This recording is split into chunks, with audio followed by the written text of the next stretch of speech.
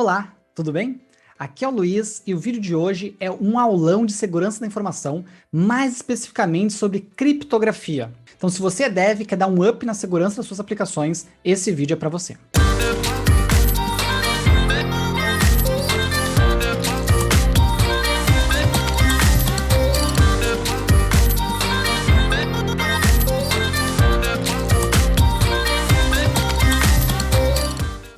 Antes da gente começar, eu queria lhe dar 3 avisos muito importantes. Aviso número 1, eu não sou especialista em segurança. O que eu vou te trazer aqui é experiência acadêmica e também prática de desenvolvimento de aplicações ao longo de 15 anos, incluindo 2 bancos digitais, uma fintech e muitos outros sistemas envolvendo dinheiro de muita gente. Ainda assim, a área de segurança, como qualquer área dentro da tecnologia, está em constante evolução. Então, os sucessos passados que eu obtive em termos de segurança dos meus projetos não garantem aí sucesso futuro. A gente tem que estar sempre se atualizando. A minha ideia aqui é lhe ajudar, não esgotar o assunto. É claro. Segundo ponto, não existe sistema inviolável. Mesmo que você aplique aqui à risca todas as dicas que eu vou trazer, todas as demonstrações que eu vou fazer, não há garantias que seu sistema não vai ter um vazamento de dados ou não vai sofrer com alguma invasão. Até porque criptografia, né, é a cerejinha do bolo de uma série de outras práticas que você tem que aperfeiçoar, né, e aplicar nos seus projetos se quiser ter realmente uma segurança acima da média. Lidar com segurança de software é brincar de gato e rato. É você tentando proteger de um lado e os invasores tentando, né, de arranjar problemas do outro. E por último, segurança não é item de final de projeto. Segurança é item a ser discutido no início do projeto.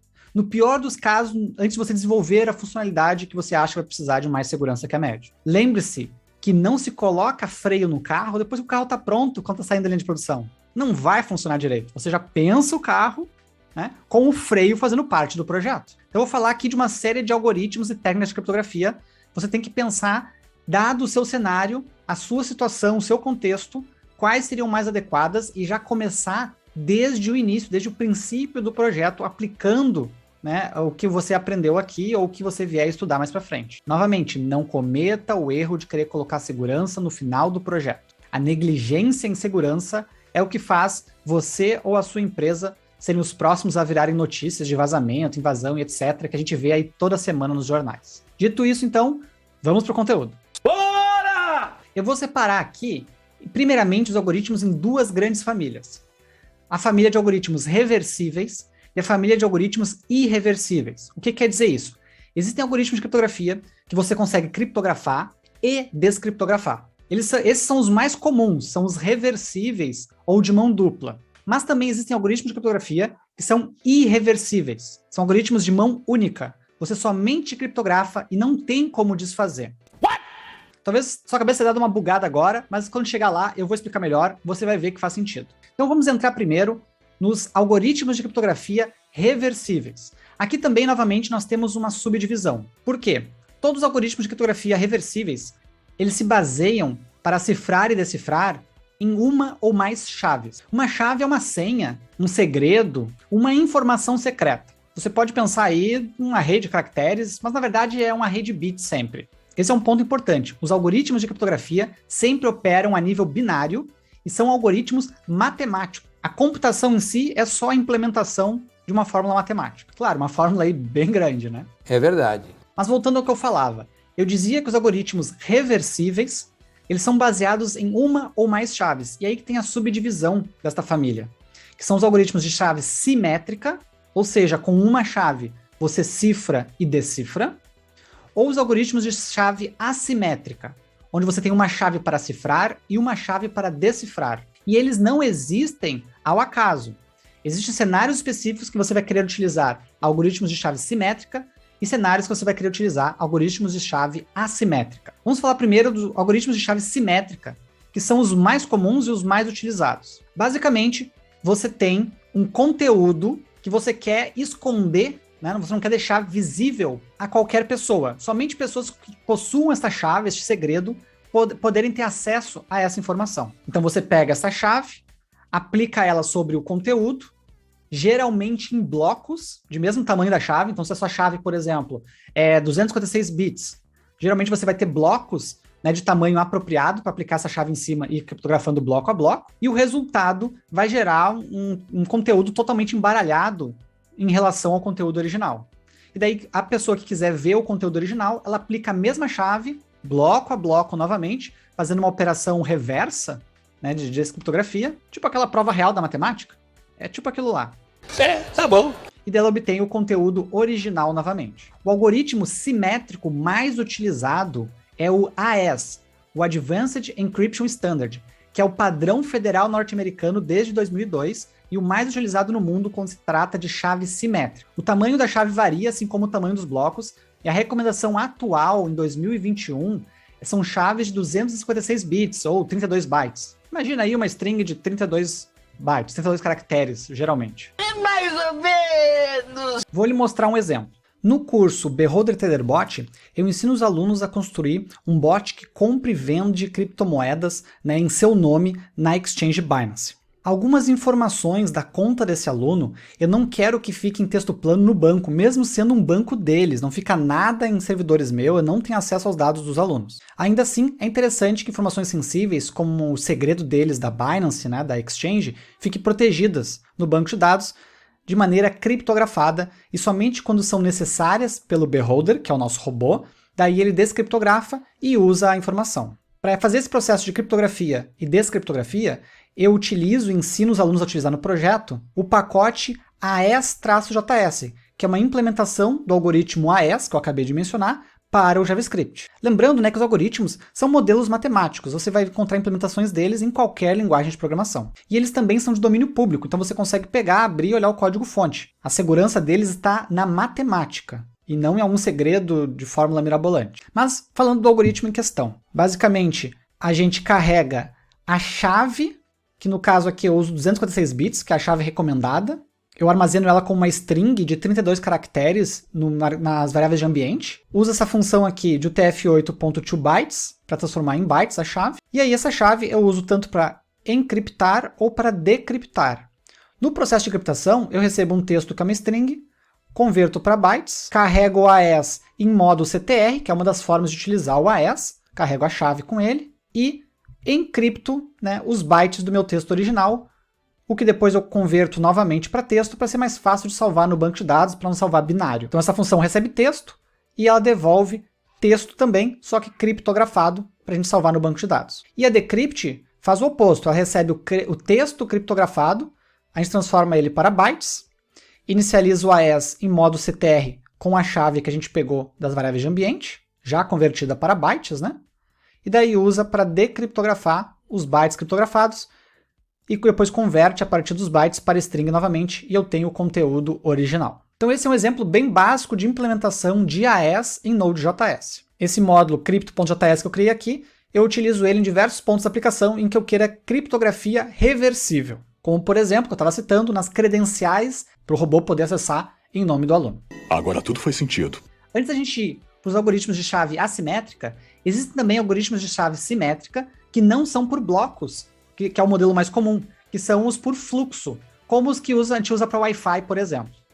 Daí, nesse caso, a chave ela é usada para inicializar um motor de geração de bits aleatórios que encripta bit a bit do conteúdo transmitido. Então, geralmente é para ondas de rádio, coisas do tipo. Não vou entrar em detalhes nesse, até porque eu nunca tive que implementar, porque meus projetos acabavam sendo bem atendidos por outros algoritmos. Cadê seus estudos? Quais que são as vantagens e desvantagens dos algoritmos de chave simétrica, como o AES que eu mencionei? Primeira vantagem, eles são seguros se usado uma chave apropriada sobre conteúdos com blocos apropriados. E segundo, a performance deles é muito boa. Você consegue criptografar grandes conteúdos muito rapidamente. A desvantagem é que esta única chave, ela é o ponto central de fraqueza do algoritmo.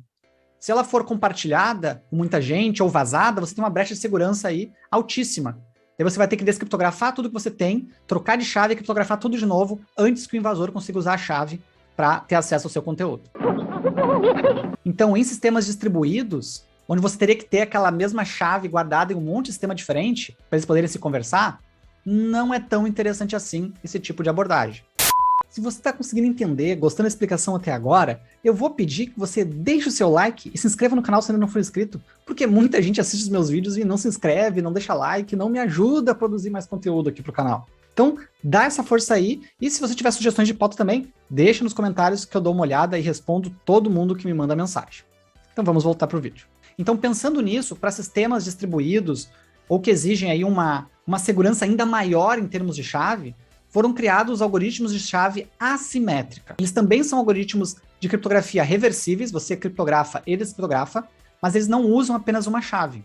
Existe uma chave que ela só funciona para criptografar, que a gente chama de chave pública. Qualquer pessoa pode ter acesso a essa chave, e essas pessoas vão usar essa chave para me mandar conteúdo criptografado. E existe uma chave privada, de posse do emissor, que ela serve somente para descriptografar. E daí somente, né, quem tem essa chave que consegue de fato descobrir o conteúdo das mensagens. O algoritmo mais famoso de chave assimétrica é o RSA, que é a sigla, né, dos nomes dos criadores. O Rivest, o Shamir e o Edelman. Com este algoritmo, mesmo em sistemas distribuídos, você consegue ter, né, um único emissor central de chaves, um único detentor do conhecimento de como ler os conteúdos e vários outros sistemas que podem se comunicar com ele utilizando a chave pública. Por essa característica de ter chaves públicas espalhadas por aí, que geralmente as chaves são muito maiores do que em algoritmos simétricos. Então, enquanto no AES a recomendação são chaves de 256 bits, no RSA, em 2021, a recomendação são chaves de 2048 bits. É possível que em algum momento talvez você já tenha se deparado com esse tipo de chave. São aqueles arquivos, geralmente .pen ou .crt ou alguma coisa assim, que é um grande bloco cheio de linhas, né, com início e fim de chave. É bem comum elas serem armazenadas nesse formato. Sabia não? Mas você deve estar se perguntando, se é mais seguro as chaves assimétricas do que assimétricas, por que então a gente não usa chave assimétrica para tudo? A principal desvantagem das chaves assimétricas, os algoritmos como o RSA, é a lentidão. A performance é muito baixa em comparação aos algoritmos de chave simétrica. Então, em sistemas de missão crítica, tempo real, etc., onde todos os milissegundos contam, você não vai querer ficar criptografando e descriptografando tudo utilizando um RSA, por exemplo. Então, a menos que você tenha necessidade, né, num sistema distribuído, através de meios inseguros, etc., de realizar esse tipo de criptografia, você vai geralmente preferir um AES do que um RSA. E muitas vezes, onde você precisa de uma segurança altíssima, mesmo na situação de sistemas distribuídos, o AES é utilizado somente num handshake, numa troca de chaves. Pega como exemplo o SSL, né, ou TLS. O navegador ele vai fazer um acordo com o servidor para eles estabelecerem um canal de comunicação seguro do seu browser com o servidor. Então, eu estou falando do ambiente distribuído. Essa primeira comunicação ela é feita utilizando protocolos semelhantes ao RSA, que daí são utilizados para fazer uma primeira criptografia mais pesada de uma chave simétrica que vai ser utilizada a partir de então para o restante da comunicação, garantindo uma boa performance. Então você tem um pouco mais de lentidão no início, para fazer essa criptografia e troca de chaves inicial, depois segue com a performance de chave simétrica, que vai ser válida durante aquela sessão de navegação. O miserável é um gênio! Eu vou lhe mostrar um outro exemplo na prática de outro projeto de um dos meus cursos. No curso Web Full Stack JS, os alunos constroem um SaaS multitenant de e-mail marketing.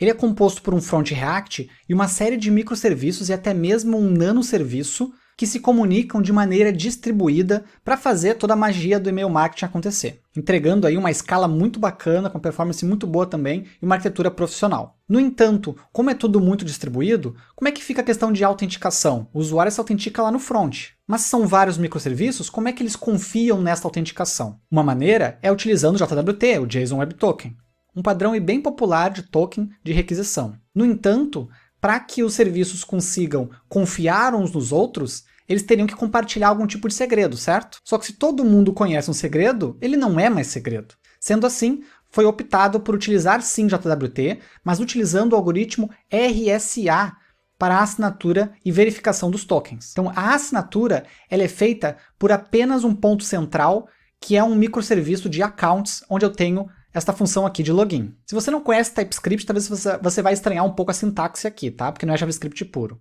Mas então, quando o login é feito com sucesso, a gente assina um token para ele.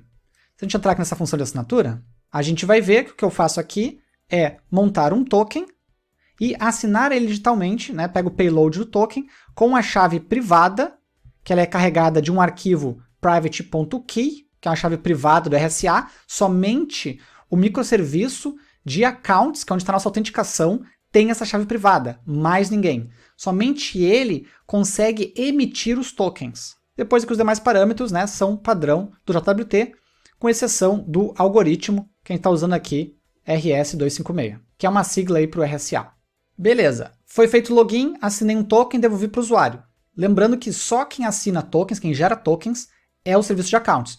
Todos os demais microserviços da aplicação, eles não conseguem gerar tokens, mas eles possuem a chave pública que permite que eles consigam verificar a autenticidade de tokens. Então eu tenho aqui um Middleware Express, que é compartilhado com todos os microserviços, que ele tem uma função Validate Account Auth, que ele pega o cabeçalho que vem o token e executa uma função Verify. Se a gente acessar essa função Verify aqui, vocês vão ver que ela recebe o token por parâmetro, chama o Verify de JWT normal, mas passando a Public Key, que ela fica armazenada, uma cópia dela, em cada um dos microserviços, dos N microserviços que tem nesse projeto, né, com o nome de public.key. A gente passa aqui o mesmo algoritmo, né, o RS256, e isso permite então que os microserviços consigam verificar a autenticidade, a validade do token, tendo a chave pública. Mas que somente quem pode emitir o token é o microserviço central de autenticação, que é o Accounts. Assim a gente consegue manter uma alta segurança, mesmo em uma aplicação distribuída, incluindo nanoserviços, que a gente faz lá através de funções Lambda na AWS. E se você tem curiosidade de saber como é que é uma chave pública, tá aqui um exemplo, ó, que eu mencionei para você. Isso é uma chave RSA pública. E este é um exemplo de chave RSA privada. Reparem que é bem maior do que a pública, porque é nela que está mais a parte de segurança mesmo. Acertou, miserável. E lembra lá no início que eu falei que existiam duas grandes famílias de algoritmos de criptografia, né, os reversíveis e os irreversíveis. Falamos dos reversíveis, algoritmos de chave simétrica e de chave assimétrica, e dentro de simétrica até tinha bloco, tinha fluxo, não entrei muito no detalhe do fluxo. Que é cagão. Mas agora a gente olhar para o outro lado, algoritmos de criptografia irreversíveis. Por que diabos eu iria querer criptografar algo de modo que eu não conseguisse mais descriptografar? Não sei. Eu vou optar por isso sempre que eu queira que somente, né, a pessoa detentora daquele conteúdo inicial saiba qual é o conteúdo, e mais ninguém. Por exemplo, na criptografia de senhas. Para armazenamento de senhas de usuários, é comum a gente utilizar técnicas de algoritmos de mão única. Talvez você conheça pelo nome de algoritmos de hashing. Eu não entendi o que ele falou. O que um algoritmo de hashing faz?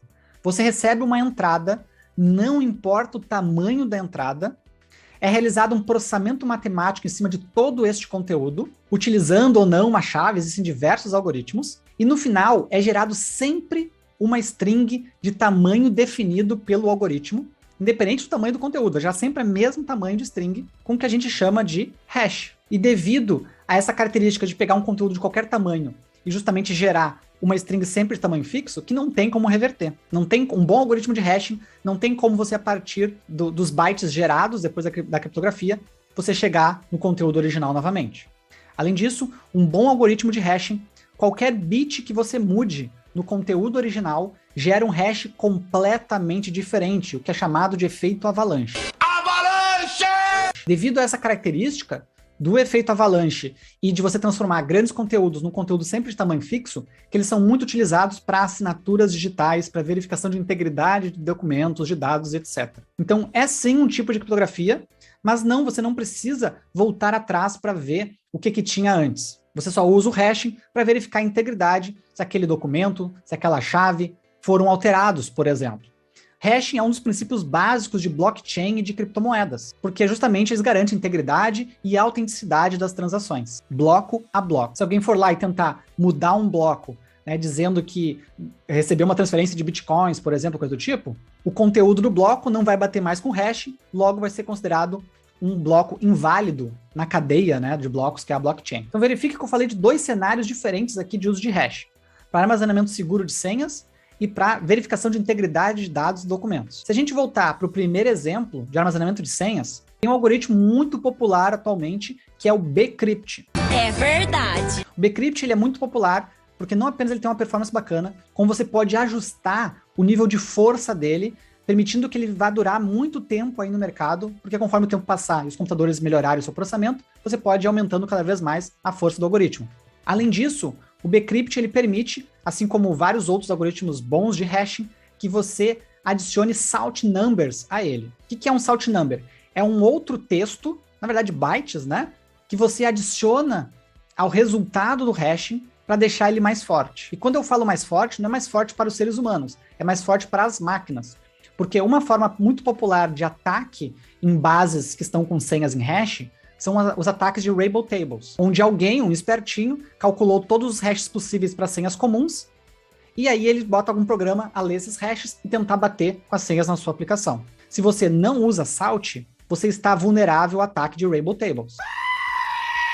Agora, se você usa Salt, daí a história já é bem diferente. Então o Bcrypt ele também tem suporte a Salt, seja Salt randômico na configuração default, né, ou um Salt definido por você. Vou mostrar na prática em outro projeto aqui dos meus cursos. Esse exemplo é do curso Node.js MongoDB, um curso bem para iniciantes que eu tenho, né, primeiro contato com Node.js, e desde esse primeiro contato eu já trago algumas técnicas de segurança, mesmo que também no nível mais de entrada. Nesse projeto aqui, a gente faz um cadastro de usuários com login, esqueci minha senha, envio de e-mails, enfim, um monte de coisa bacana, e a gente utiliza MongoDB. Para não salvar as senhas dos usuários em texto plano no MongoDB, a gente utiliza o pacote bcrypt.js, que é uma implementação em JavaScript do algoritmo Bcrypt. E aí na hora de criar o usuário, a gente pega a senha que foi informada e usa a função hashsync, passando a senha, e aqui opcionalmente a gente passa o comprimento do salt number randômico que vai ser gerado, ou um texto para ser usado como salt number para esta senha aqui. Aqui eu passei o número 10, né, que é o padrão de salt a ser utilizado. Então vai gerar uma string de comprimento 10, aleatória, para ser usada como salt, né, para salgar a minha senha, deixar ela mais encorpada. Então a gente salva no banco a senha criptografada.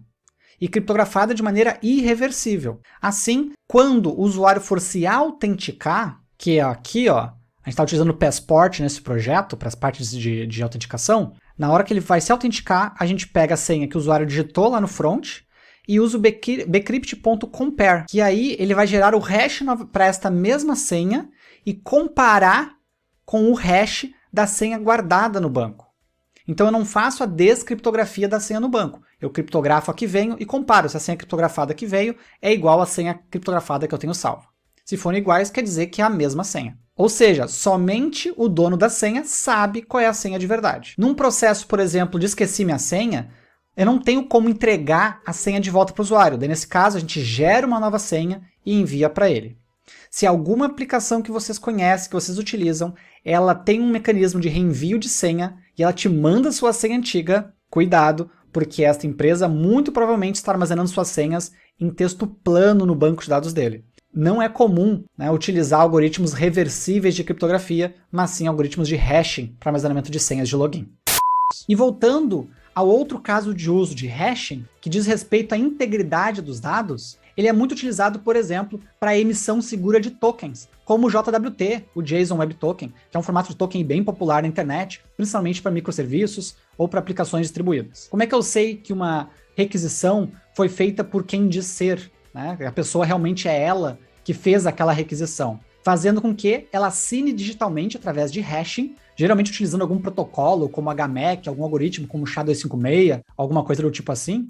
Aliás, SHA-256 é o algoritmo recomendado pelo Google para hashing. Mas independente disso, com esses algoritmos, você consegue pegar um conjunto de dados que você quer transmitir pela internet e você assina eles digitalmente e envia junto essa assinatura digital. Se no meio do caminho alguém capturar ou alguém tentar forjar uma requisição em seu nome, se ela não tiver a sua senha para fazer uma assinatura digital válida, ela vai ser recusada pelo servidor. Como eu mencionei, isso é muito utilizado em tokens, como por exemplo o JWT, que eu vou lhe mostrar um exemplo. Eu lhe mostrei antes como eu faço a emissão de tokens JWT no projeto de um dos meus cursos, então não vou ser repetitivo aqui. O que eu quero lhe mostrar é a assinatura digital do token gerado. Então aqui eu estou fazendo login num dos projetos, mais especificamente no projeto do Beholder mesmo, vou dar um send, e ele emite para mim um JWT, né, um token aqui. À primeira vista, pode parecer que esse token está criptografado, que ele é super seguro, etc. Mas não é aqui nessas letras embaralhadas que está a segurança dele. Deixa eu copiar aqui e mostrar um truque para você. Se eu for no site base64decode.org, eu colo aquele JWT, clico em decode e eu descubro que, na verdade, o token ele não está criptografado, ele só está codificado em base64, que é um formato de texto para representação binária. Então, se eu olhar aqui, o token ele é composto por 3 partes. A primeira parte é o cabeçalho, a segunda parte é o payload, e a terceira parte Aí sim é uma criptografia, que é a assinatura digital deste token. Baseado no payload do token versus o secret JWT, que seria a sua chave, é gerada uma assinatura digital. Quando este token chega no servidor, certo? Ele é desmembrado, assim como eu fiz aqui, e o servidor ele faz o processo de pega o payload, assina digitalmente, com a senha, né, e verifica se bate com a assinatura que foi enviado junto à requisição. Se algum usuário mal intencionado capturar esse meu token aqui e mudar, sei lá, vocês estão reparando que tem um ID 1 aqui, né? Ah, mas eu quero fazer passar pelo usuário de ID 2, por exemplo. E eu enviar essa requisição, ela vai ser negada pelo servidor. Por quê? Porque este payload aqui, com ID 2, não vai bater com essa chave aqui. O único jeito de eu conseguir forjar uma requisição, me passar pelo usuário de ID 2, seria se eu tivesse o secret para a emissão de tokens. E isso é de posse apenas do servidor que emite os tokens. Certamente que sim. Além disso, né, quem acompanha os vídeos aqui do canal talvez tenha visto os vídeos em que eu faço robôs de criptomoedas, e geralmente as exchanges utilizam o protocolo HMAC para assinaturas das requisições também. Então vou lhe mostrar aqui um exemplo envolvendo bot de criptomoeda. Esse projeto que está aberto aqui é o mesmo que eu ensinei a construir numa série de vídeos aqui do YouTube sobre bot para Binance. E no módulo API-JS a gente tem uma função que é a Private Call, que é uma função que serve para a gente fazer chamadas autenticadas para a Binance, geralmente ligada à compra, venda de criptomoedas. Segundo o padrão de segurança da Binance, a gente precisa enviar junto da requisição uma assinatura digital, né, que é um hashing, na verdade, na URL que a gente envia. Então como é que eu monto essa assinatura digital? Eu utilizo aqui um pacote cripto do próprio Node.js, que ele tem uma função para criar uma HMAC. HMAC é o código de autenticação de mensagem baseado em hashing. Então a gente passa qual algoritmo de hashing vai ser utilizado, aqui no caso o SHA-256, e qual é o nosso secret de API, que aqui, claro, vai vir lá de uma variável de ambiente nossa, né? Tá bem guardada no servidor. Então isso serve para inicializar o algoritmo de hashing, e aí a gente passa para ele, né, os dados que a gente vai usar como base para a geração da assinatura digital. Então eu vou passar aqui os dados que eu vou enviar, mais o timestamp, mais o HackVWindow, que é uma tolerância de tempo para a requisição chegar no servidor. Então repare que eu tenho que informar junto o próprio timestamp, o que faz com que esta assinatura ela seja atômica e somente possa ser utilizada uma única vez. Eu não tenho como ficar reutilizando depois essa assinatura, porque os timestamps não bateriam mais. Esse tipo de técnica a gente costuma chamar de nonce, que é Number Used Once, né, que é um número, uma assinatura que eu só consigo utilizar uma vez. Diferente de um token JWT, por exemplo, que eu consigo utilizar várias vezes durante uma janela de tempo, né, de expiração do token. E por fim, o mando gerar o digest hexadecimal, que ele vai gerar uma string, né, ao invés de gerar bytes, que seria o padrão de qualquer algoritmo de criptografia. Daí essa assinatura eu passo junto na query string da minha requisição. Para que o servidor saiba quem é que está fazendo essa requisição e ele possa daí fazer a validação da assinatura, vai junto também no cabeçalho HTTP a minha API Key. Então o secret eu uso para gerar a assinatura e o API Key eu mando no cabeçalho em texto plano mesmo, que daí chegando no servidor ele vai buscar na base dele qual API Key, qual API secret é para aquele API Key, e daí com isso poder validar a assinatura que foi enviada para ver se quem está mandando essa request para a Binance é quem diz ser. E se a gente der uma olhada no outro projeto que também tem tutorial aqui no canal, que é bot para mercado Bitcoin, vocês vão ver que o mercado Bitcoin faz a mesma coisa.